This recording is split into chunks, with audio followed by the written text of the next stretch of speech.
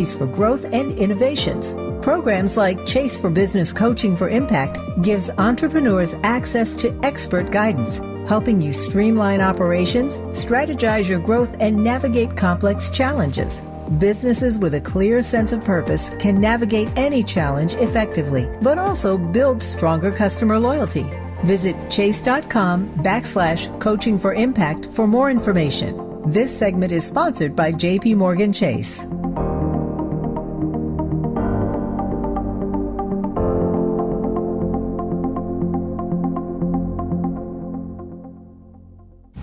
My ride smells just right, just right, just right, just right. Y'all gotta try that Febreze car.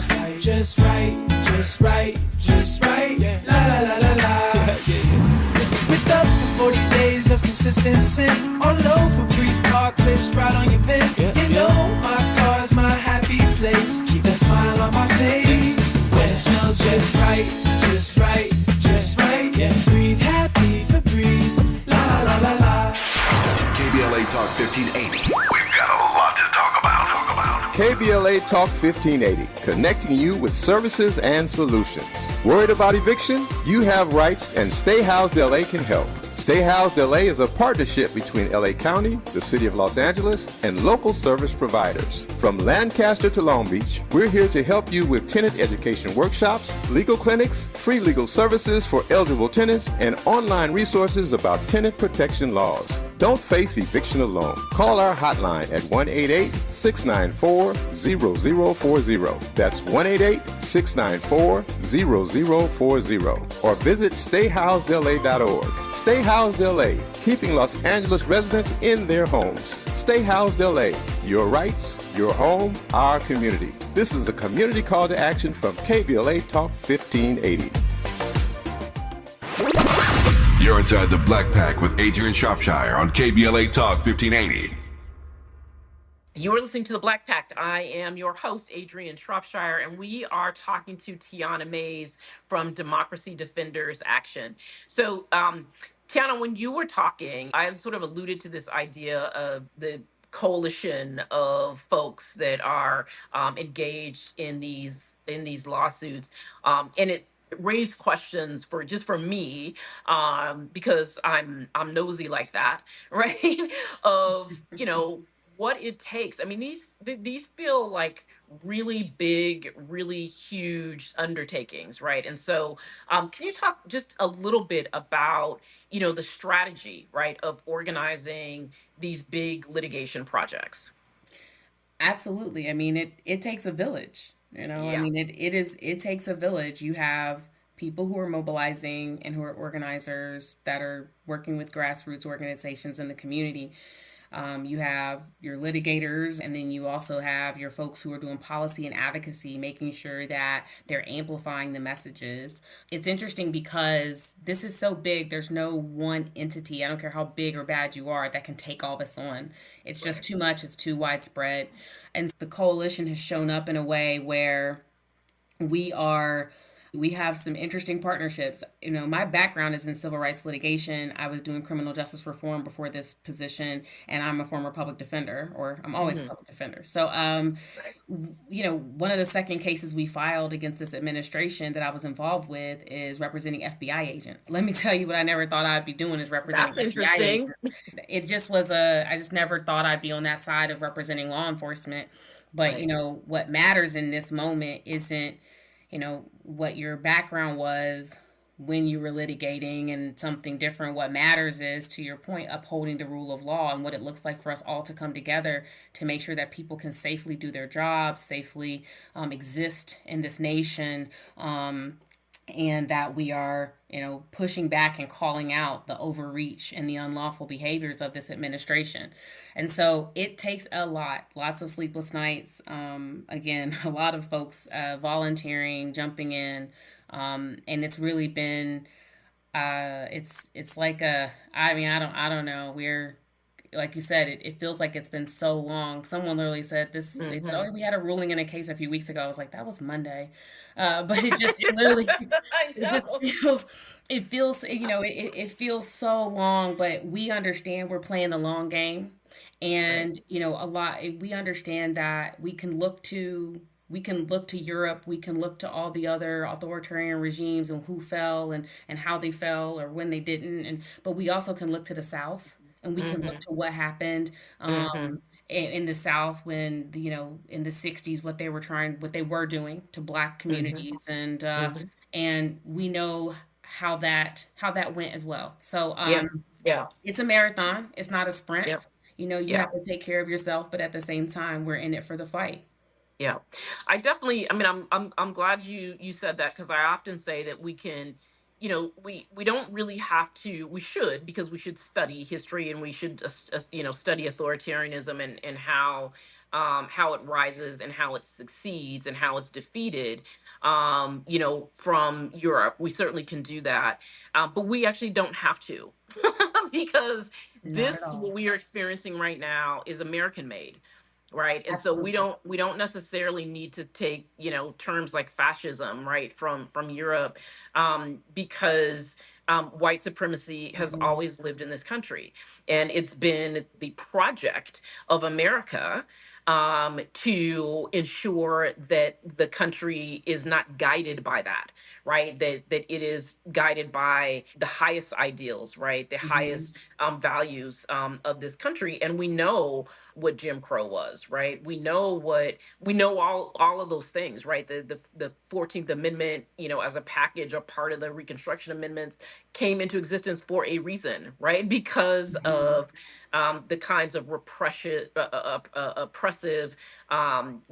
governing, right, that existed in this country. And so we can just look, right, to our own history to understand what is happening, right, where it's coming from, and also, I think, how to defeat it. So I appreciate, you bringing that up, because I think it's, we sometimes feel like, it sometimes can feel like we don't necessarily have the answers, but there's a whole blueprint. There's a whole blueprint called America, um that we can be following. And so I think my other question for you, just in terms of the bigness of all of this, is, really about the ways in which so many different kinds of, not just lawyers, right, or, kind of our movement lawyers, or civil rights lawyers, have to, kind of come together to figure out how we're pushing back and fighting all fronts, but like, whole movements, right, need to be kind of connecting the dots. And I guess my question for you, along the same lines, is when we think about, what it's going to take, people that are dealing with, the impacts of, the big terrible bill, Mhm. right? When we think about, we see, people dealing with climate disasters around the country, all the immigration stuff that we're seeing, and I hate to even call it that, but like the deportation and mass roundups, I guess, is maybe a better, because this has nothing to do with immigration reform. That so many different moving pieces have to come into play just to save the constitution, to defend the Constitution, and to save, democracy. And is that how you all see it as well, in terms of the role that you all are playing in trying to, um, figure out what lane you all are in, and then sort of, you know, aligning with others, to sort of make sure that we're all moving in the same direction? I mean, absolutely. And it's a willingness to, take whatever, to fill whatever role we need to fill at that moment and in that time.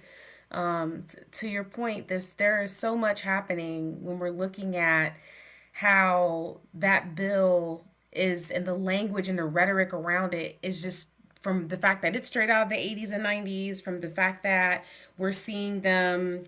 I mean, I would draw parallels between mass incarceration and mass deportation, right? Like Mm-hmm. what does Mm-hmm. what does that look like? And we know that we know that this is a coordinated attack, and we also know that it's not just coming after one, it's coming after all. And even if it seems like it hasn't come to you yet, it's on its way.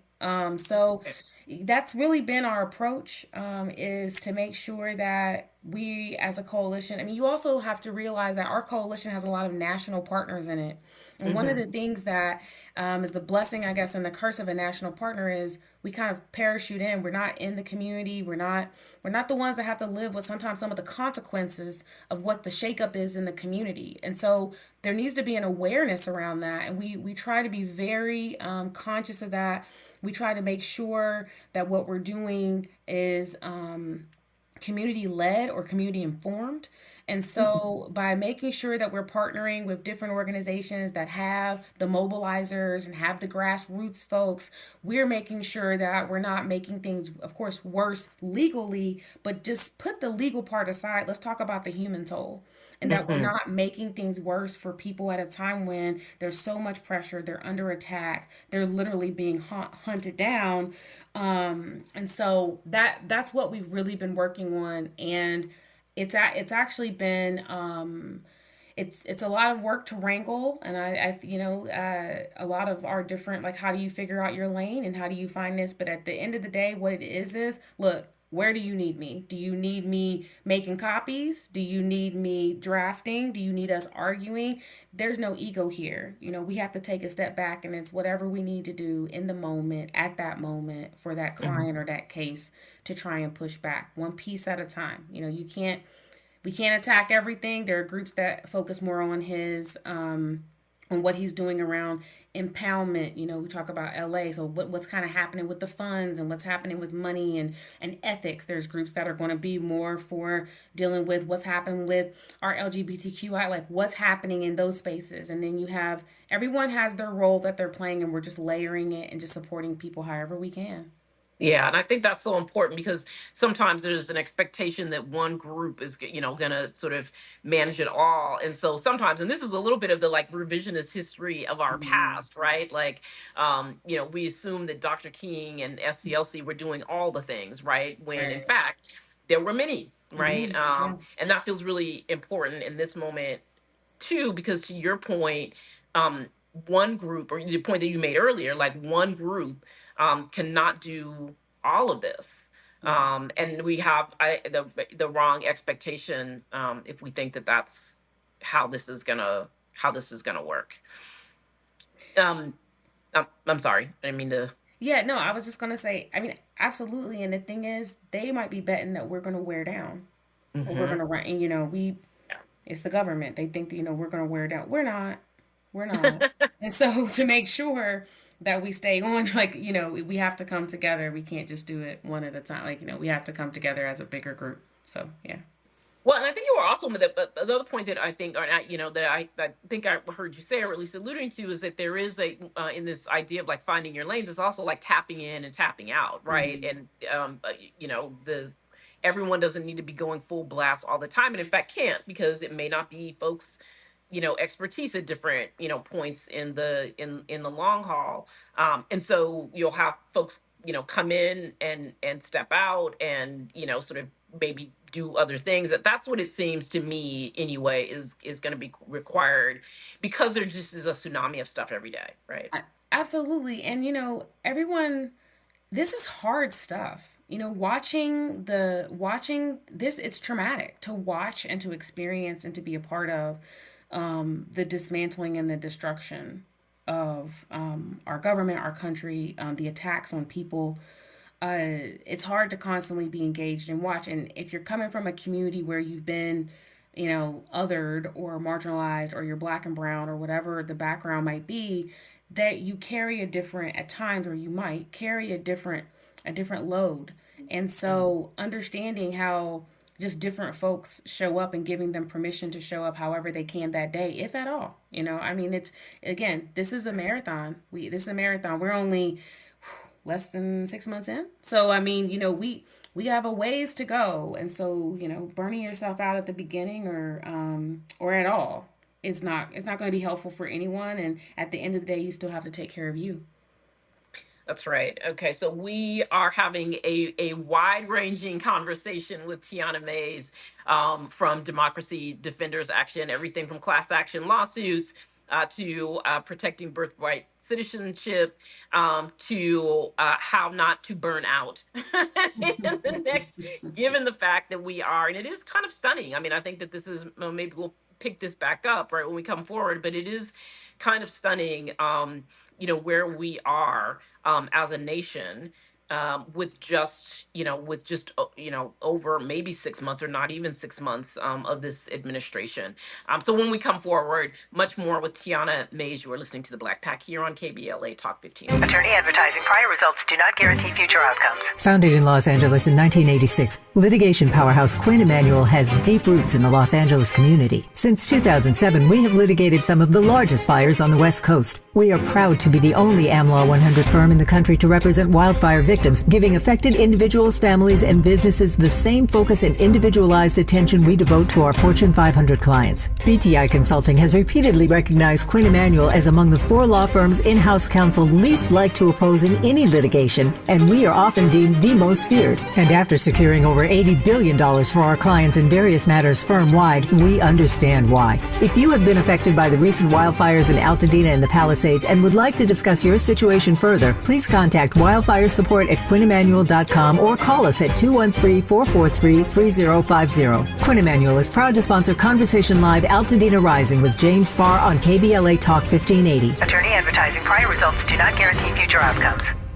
Nearly 7 million Americans aged 65 and older are living with Alzheimer's disease, also known as AD, a type of dementia that affects memory, thinking, and behavior, making everyday tasks challenging. But did you know that Black adults aged 65 and older are twice as likely as white adults to develop AD? There are things you can do to help reduce your risk for developing AD. Managing conditions like diabetes and high blood pressure is crucial. Staying physically active, maintaining social connections, eating a healthy diet, and keeping your mind engaged with activities like reading or puzzles can all contribute to brain health. It's also important to recognize some common signs and symptoms of early AD, such as forgetfulness that causes problems with everyday life, asking the same question a few times in a row, and difficulty concentrating on basic tasks. If you see these signs in yourself or a loved one, don't wait. Early diagnosis and intervention are key to managing AD effectively. To learn more about AD and a potential treatment option, visit treatalzearly.com. That's treatalzearly.com. This message is brought to you by AZI.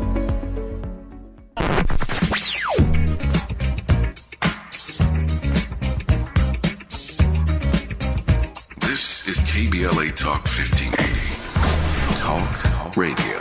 That's music to your ears. We're unapologetically progressive.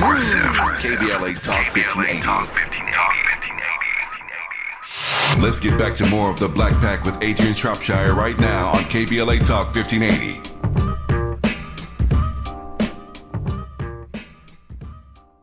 You are listening to the Black Pack, and we are winding up our conversation, our great conversation, with Tiana Mays, the legal director for Democracy Defenders Action. So, Tiana, we were talking a little bit about how to stay in the game, right? How to know when to show up, right? And the role that you're playing when you show up. I've been thinking about all my lawyer friends. We've seen all kinds of, attacks that in some ways, when we think about, sustaining movement lawyers, right? The kind of civil rights litigators that we've always relied on, right, in this country to defend the rule of law, to defend the Constitution. What do you say to future lawyers about entering into this fray, considering the kinds of attacks we're seeing on institutions of higher learning, and that includes law schools? Sure. I would say, and this is just me, I just feel like you're either on the sidelines or you're in the fight and you're on the front lines. And how you show up in that fight looks very different. But as an attorney, and if you're going into this, like, what is your why? My why was to fight for people who were disenfranchised. My why was to fight for people who I felt like didn't have a voice or who weren't being heard. They had a voice, but they weren't being heard. And so for me, one of the things I've always said is, you're going to have to fight to take this from me. Even if I know I have a losing case, I'm going down swinging at the point that I've Right. given it my best, because my clients will know that we fought for them. My child will know I fought for her. Hmm. Like, folks will know that, like, we fought and we tried. And so if we fail, then then we fail. But they didn't, you're going to have to take something from me. I'm not going to give it to you. And so I think for me, that's the fight part. But I think the other part too is you have to ride the wave. So you have to celebrate when you have the mountaintop experiences, and Hmm. you have to be able to mourn to a certain extent when you have some of those valleys, because the mountaintop is that's what's going to be able to carry you through those valleys and remind you that things will get better, there will be wins, and how you define your win matters, and so all of those things, putting things into perspective, to me is really important. And the one thing I tell my team is, no matter what happened, I'm glad I'm in the fight with them. So no matter what Hmm. happens, I'm glad I'm in the fight. I'm glad that these folks are coming into law school. You are the pipeline. You are the future. We're old. I'm tired. I need to hand the baton to someone else. We need to train up the next generation of civil rights and pro democracy attorneys who can take the baton from us and keep running the race, because that's how this is run. And so that's what I would say, is that see yourself as, like, you're coming into this, you are the pipeline, you truly are our future, and we have so much to give to that generation coming in. We have so much to, like, pour into those folks to give them the resources that they need to be successful.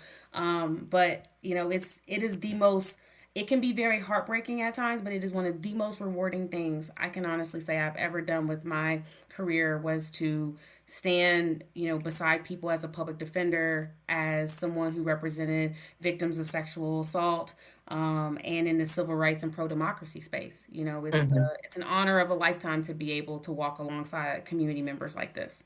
And And so, this moment, yeah. I'm sorry. I'm sorry. I'm just cutting you off left and No, right. all good. We're all good.